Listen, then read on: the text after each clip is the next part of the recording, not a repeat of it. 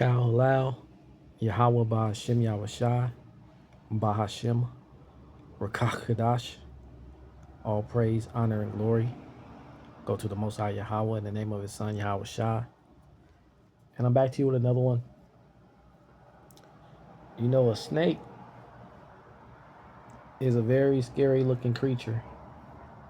You know, to those that are not used to being around, serpents and snakes. They try to, attack you. Those that are venomous try to stick their venom in you. Some of the venom is used to paralyze you or their victim. Some of the venom actually kills you right off the bat. But when a snake is attacked, what happens is, let's just look it up, actually. Let's look up what happens when a snake is attacked. I just looked it up. I just want to bring it up again.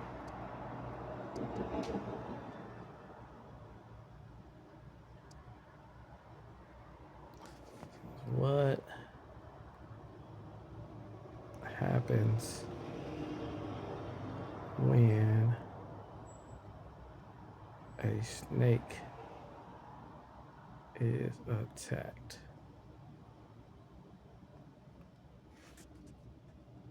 And it says, when a snake is attacked, it may strike, bite, or flee, depending on the species and the nature of the threat. So it says it tries to bite back. It strikes back and starts hissing. It tries to make itself seem more, more scary. And, I'm about to go into a scripture in 2 Samuel 13 about, and the lesson I'm bringing out is about the grape law. And I wanted to bring it out because, we got a couple of snakes in the Israelite world that started out having the so-called white man, when they were out in the camps, kiss their boots and made songs about the so-called white man being the devil and was all against the heathen nations. But now they're saying that the heathen can be saved. And that's been going on topic for the last couple of weeks or so. But now, as a defense mechanism, because they're being attacked and they're being cornered, because the snake doesn't feel like he's really being attacked, or he can't do anything unless he's cornered. Since they're cornered in the box of their own words, now they're trying to bring back out the grape law on the men of the Lord, the men of great millstone. Because we, when I say we, I pray about that number, we stick to what the scriptures say. And I'm not a member, but I follow the teachings of Great Millstone, starting from Apostle Tahar on down. And just like a snake that's trying to bite back, they try to come up with anything to try to, deflect and put the attention off themselves because they're cornered. So I'm going to read in the 2 Samuel 13, and the title of my lesson is going to be something like, women of old knew the law, knew this law. How come the scholars today don't? Because when you go to 2 Samuel 13, it gives you actually a situation. If you go to the NLT, so we can just go straight to what the topic is about, so you can see it says the grape of Tamar. And Tamar was one of David's daughters. She had her full brother was Absalom, and her half brother was Ammon. And Ammon had something in his heart that he couldn't escape. Basically, he was lusting after his own sister. And if you read the story, you'll start to see how that woman of old, meaning like of the old times or the old days, And even some women today understand, the law. We have to go into it as well. I go to Deuteronomy 22 to get you the understanding. Actually, let's go there first, so we could just lay it out for those that don't know about this law.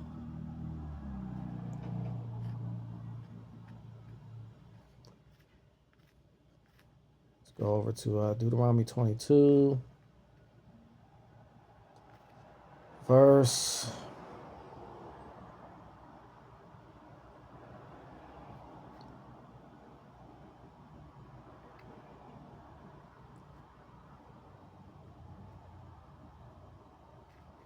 Hating your dog, hating that's the adultery.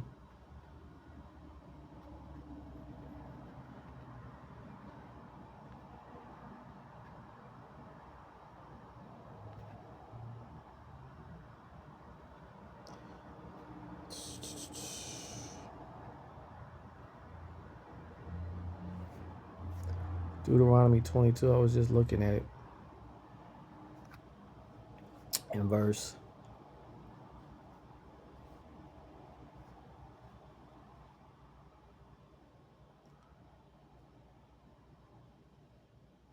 Hating her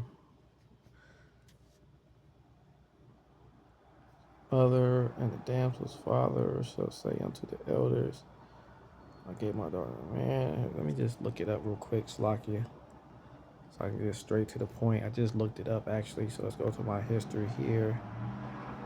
And it says Deuteronomy 22, 28. So Slakia about that. I just want to get to the point of it all. So in Deuteronomy 22, 28, it says, if a man find a damsel that is a virgin, which is not betrothed, so she's not attached to any other man, and lay hold on her, and lie with her, and they be found, then the man that lay with her shall give unto the damsel's father 50 shekels of silver, and she will be his wife, because he have humbled her.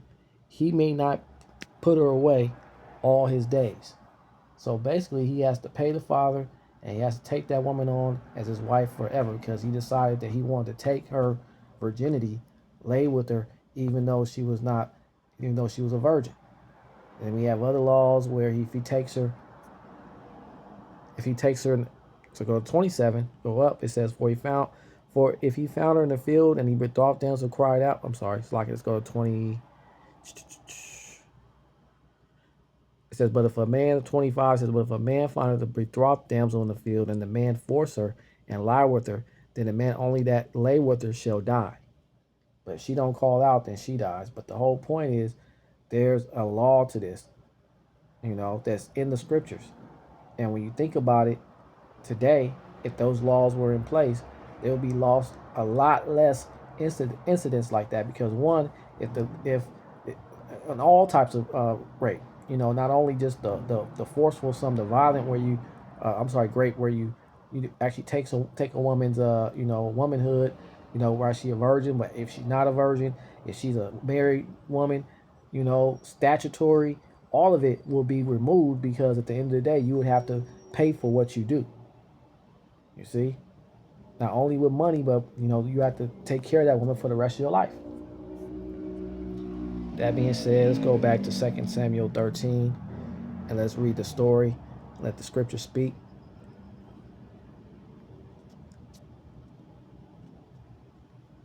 And we'll start here and we'll go on down as we keep on going. It says, it came to pass in verse 1 after this, that Absalom, the son of David, had a fair sister whose name was Tamar, and Ammon, the son of David, loved her. And Ammon was vexed that he fell sick for his sister Tamar, for she was a virgin. So that law comes into play now. She's a virgin, right?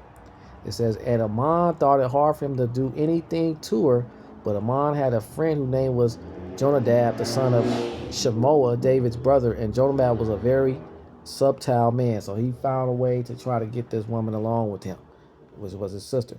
We go on down.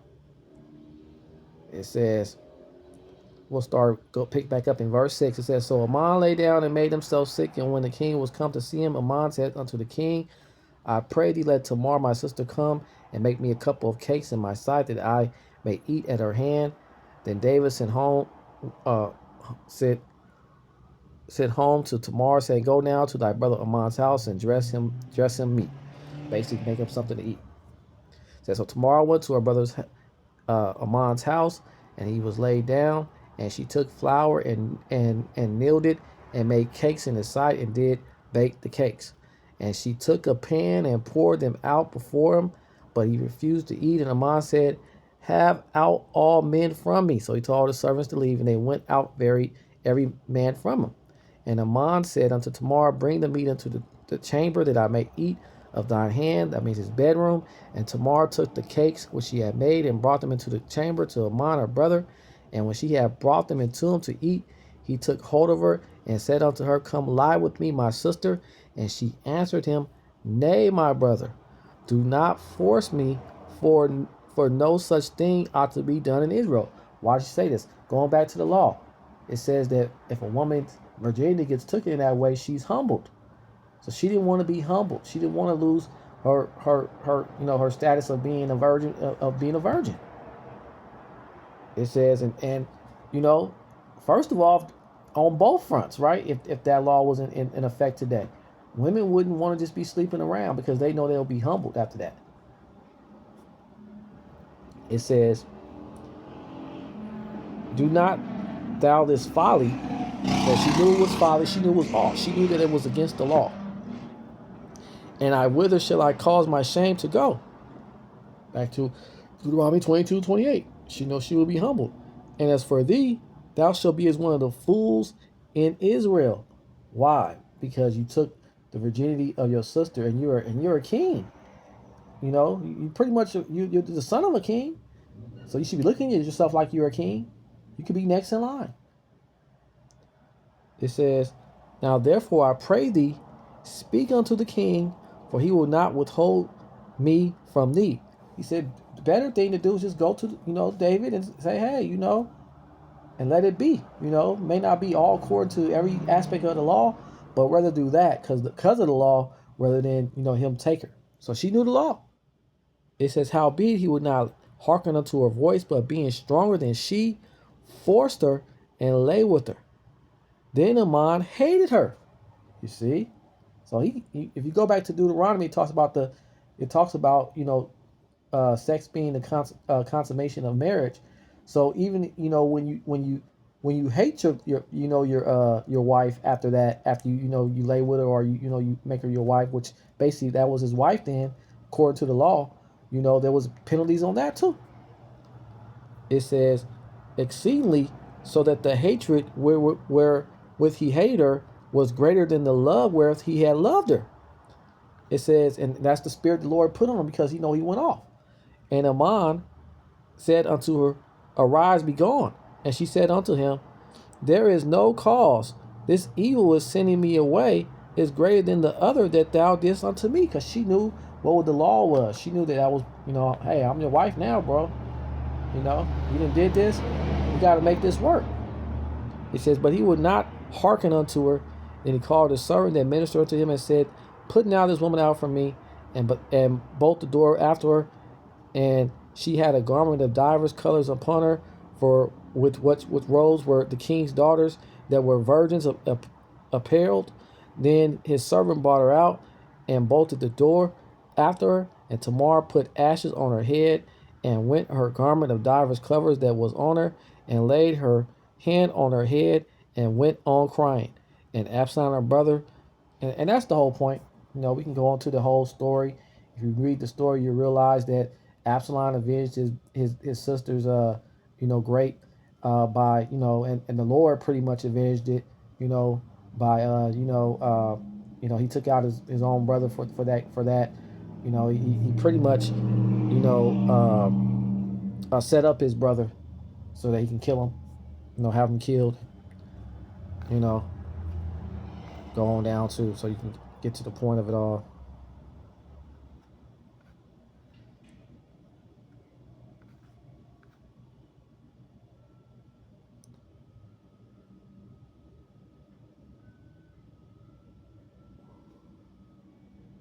So yeah, he set up his servants to kill him. So the Lord avenged, because Ammon didn't want to, abide by the law. But the whole point of my lesson is the woman knew the law. She knew what the law was all about. The women of old knew the law back then, you know. And so-called scholars are supposed to be smarter, than women, of course, right? So how come a woman of old can know the law, but these scholars just by reading the story can't understand the law, and they still want to slander the men of Great Millstone for something that we just follow, that's just followed by the law.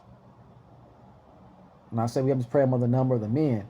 I know I'm not a member of Great Millstone. I just want to make sure, I let that be known, Not that I don't want to be in this, I'm not able to attend the camps like some of the brothers are.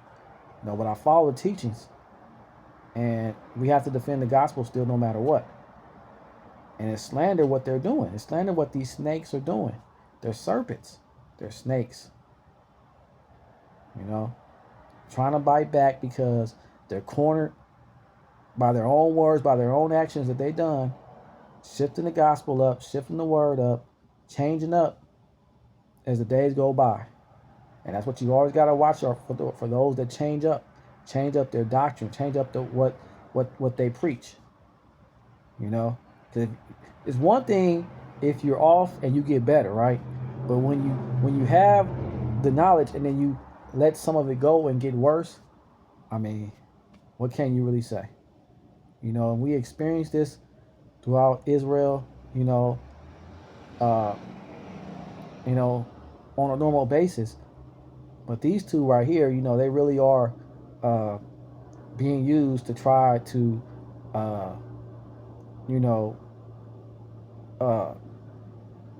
go against the gospel in a way where it's going to confuse a lot of people, because they have a lot of followers. Yeah, a lot of people they brought over from their old camp. But at the end of the day, it's, as Apostle Gabar said, the stumbling block is set up for those that are going to stumble, that are set up to stumble. So that's something that we worry about. But we got to defend the gospel. We got to call for what it is, and it's slander, and they're going to get their just reward. Just as Ammon got his award, his reward for what he did. So I just wanted to bring it out. I hope it's edifying to someone out there.